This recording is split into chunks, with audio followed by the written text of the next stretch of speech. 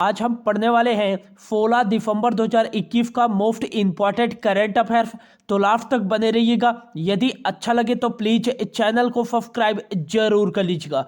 तो चलिए स्टार्ट एक करते हैं।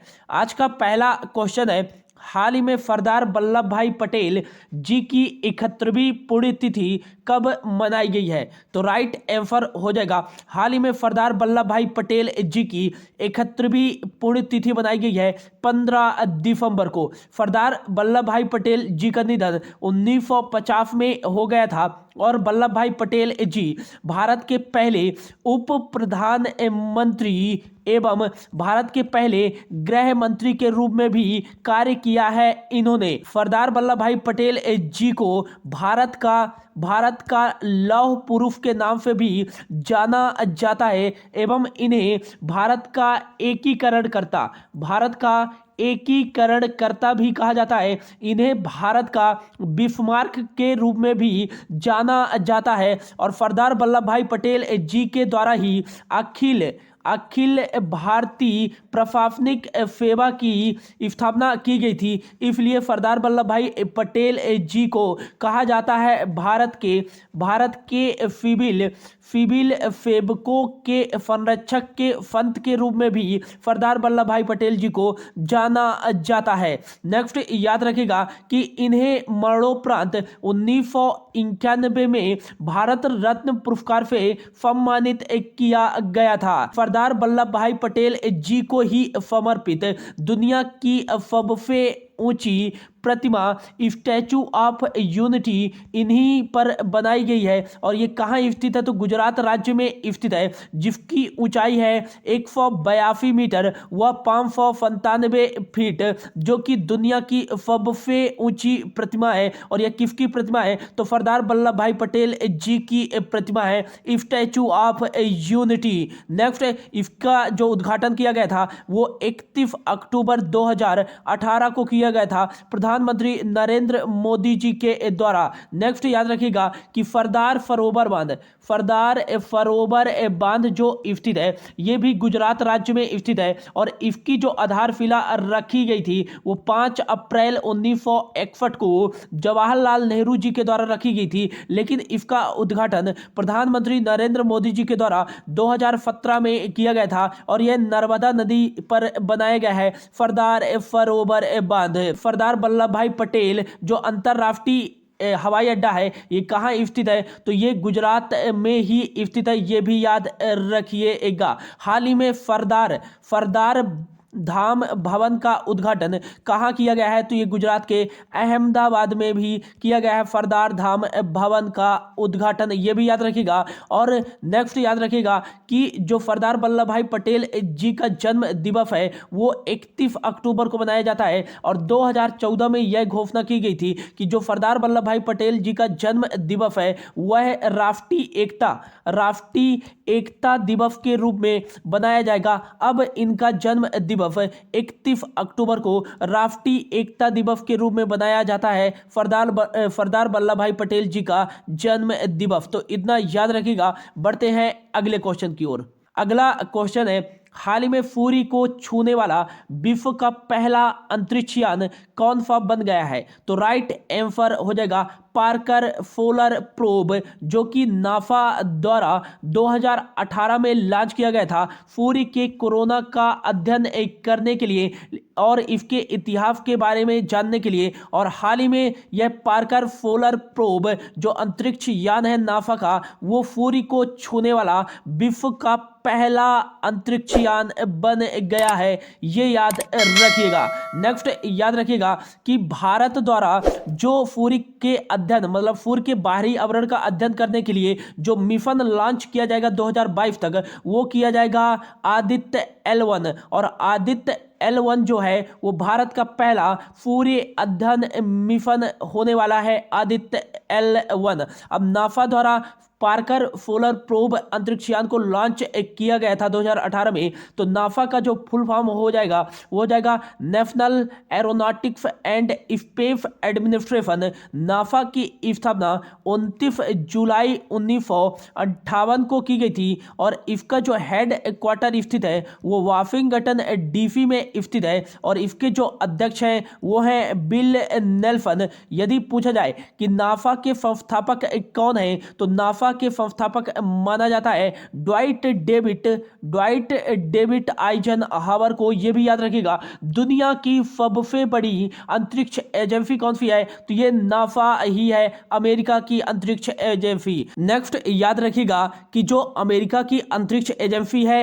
नाफा और भारत की अंतरिक्ष एजेंसी है इसरो, ये दोनों मिलकर के 2023 में निफार उपग्रह लॉन्च करेंगे। ये भी याद रखिएगा नाफा द्वारा ही 2023 तक चंद्रमा पर संसाधनों की खोज करने के लिए वाइपर रोवर लॉन्च किया जाएगा। ये भी याद रखिएगा और 2030 तक नाफा द्वारा ही शुक्र ग्रह का अध्ययन करने के लिए दवीची प्लेफ और वेरिटास मिशन भी लॉन्च किया जाएगा नाफा के द्वारा।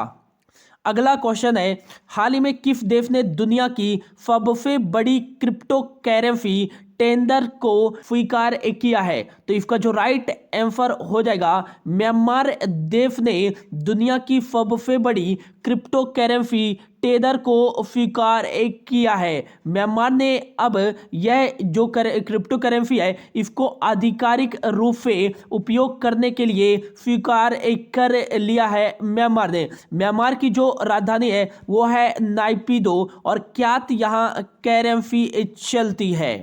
अगला क्वेश्चन है हाल ही में घर पर व्यक्तिगत उपयोग के लिए भांग को वैध बनाने वाला यूरोपीय संघ का पहला देश कौन सा बन गया है। राइट आंसर जगह माल्टा। हाल ही में घर पर व्यक्तिगत उपयोग के लिए भांग को वैध बनाने वाला यूरोपीय संघ का पहला देश बन गया है। माल्टा ने 18 वर्ष से अधिक आयु वाले व्यक्ति को कहा है कि अब आप 7 ग्राम तक व्यक्तिगत यूज के लिए भांग को रख सकते हैं एवं अपने घर पर 4 अधिकतम पौधे भांग के लगा सकते हैं व्यक्तिगत सेवन के लिए।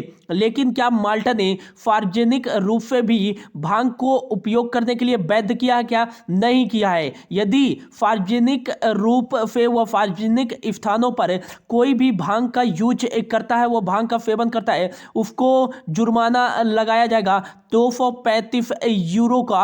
और यदि आप बच्चों के सामने, माल्टा का कोई भी व्यक्ति बच्चों के सामने भांग का सेवन करता है सार्वजनिक रूप से, तो उसको 500 यूरो का जुर्माना देना पड़ेगा।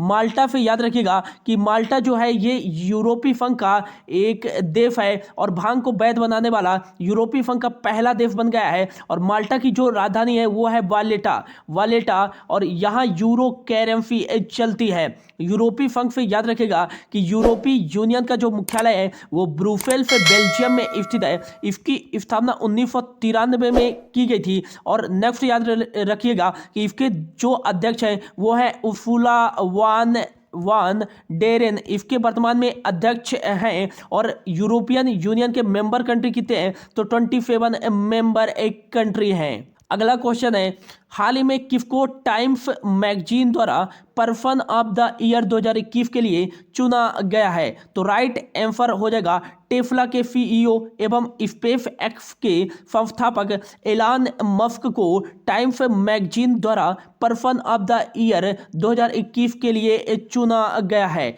नेक्स्ट याद रखिएगा कि सिमोन बाइल्स जो हैं वो अमेरिका की एक जिम्नास्ट हैं और इन्हें ही हाल ही में टाइम्स मैगजीन द्वारा 2021 के एथलीट ऑफ द ईयर के रूप में भी चुना जा चुका है। 2020 की बात करें कि 2020 में टाइम्स मैगजीन द्वारा पर्सन ऑफ द जो ईयर चुना गया था वो चुना गया था जो बाइडेन एवं कमला हैरिस को। नेक्स्ट याद रखिएगा कि एकमात्र भारतीय जिन्हें टाइम्स मैगजीन द्वारा पर्सन ऑफ द ईयर चुना जा चुका है, एकमात्र भारतीय हैं वो हैं महात्मा गांधी जी, जिनको 1930 में टाइम्स मैगजीन द्वारा पर्सन ऑफ द ईयर के रूप में चुना गया है। और 1930 स्टीव के बाद अब तक किसी भी भारतीय को टाइम्स मैगजीन द्वारा पर्सन ऑफ द ईयर के रूप में नहीं चुना गया है। एकमात्र भारतीय है महात्मा गांधी जी, जिनको टाइम्स मैगजीन द्वारा पर्सन ऑफ द ईयर के रूप में चुना जा चुका है। अगला क्वेश्चन है, हाल ही में पौधा आधारित मीट कंपनी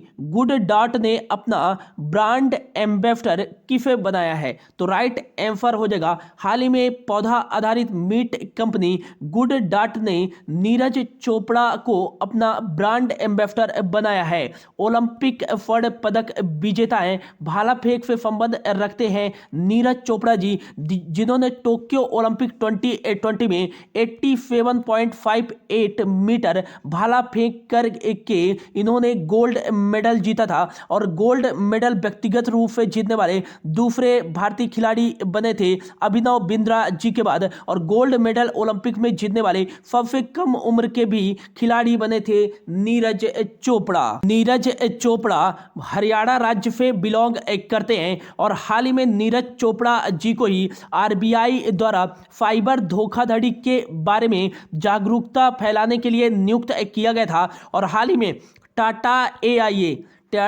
एआईए इंश्योरेंस एक कंपनी ने भी नीरज चोपड़ा को अपना ब्रांड एम्बेसडर बनाया है। और हाल ही में जो डिज्नी बैजूज अर्ली लर्न ऐप है, इन्होंने भी अपना ब्रांड एम्बेसडर नीरज चोपड़ा को बनाया है।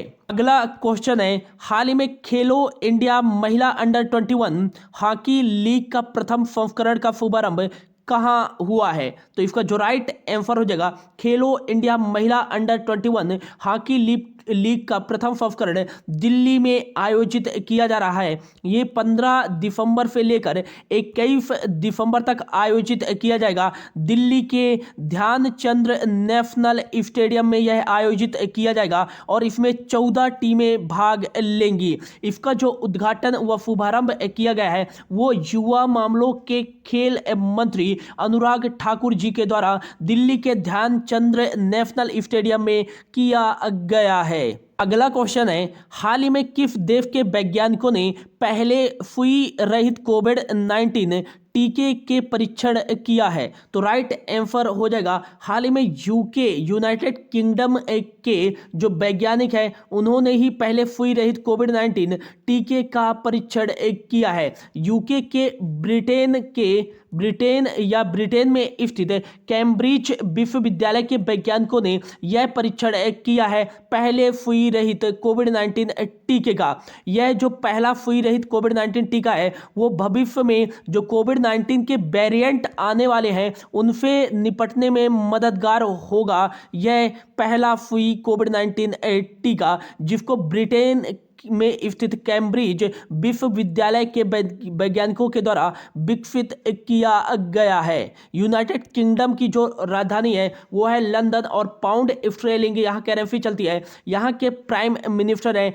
बोरिस जॉनसन, ये भी याद रखिएगा। और आज का जो हमारा लास्ट क्वेश्चन है वो है, हाल ही में राष्ट्रपति रामनाथ कोविंद जी किस देश के 3 दिवसीय दौरे पर गए हैं? तो राइट आंसर हो जाएगा, हाल ही में राष्ट्रपति रामनाथ कोविंद जी बांग्लादेश के 3 दिवसीय दौरे पर गए हैं। बांग्लादेश के ढाका में आयोजित किया जा रहा है 50वें वर्ष पूरे होने पर विजय दिवस समारोह। पाकिस्तान पर भारत और बांग्लादेश की संयुक्त सेना की जीत के अवसर पर यह बनाया जा रहा है विजय समारोह। कहाँ बनाया जा रहा है? ढाका में। और इसी पर शामिल होने के लिए रामनाथ कोविंद जी बांग्लादेश की यात्रा पर 3 दिवस के लिए गए हैं। बांग्लादेश की जो राजधानी है वो है ढाका। टका यहाँ करेंसी चलती है। नेक्स्ट याद रखिएगा, शेख हसीना यहाँ की प्राइम मिनिस्टर है। हाल ही में किस देश ने जोग नाम का सोशल मीडिया प्लेटफॉर्म लॉन्च किया है? तो ये बांग्लादेश की सरकार ने ही लॉन्च किया है, जो कि फेसबुक और व्हाट्सएप का वैकल्पिक है। तो ये था दोस्तों आज का करंट अफेयर्स। होप आपको अच्छा लगा होगा। यदि अच्छा लगा होगा तो प्लीज चैनल को सब्सक्राइब जरूर कर लीजिएगा। Thank you so much for your watching.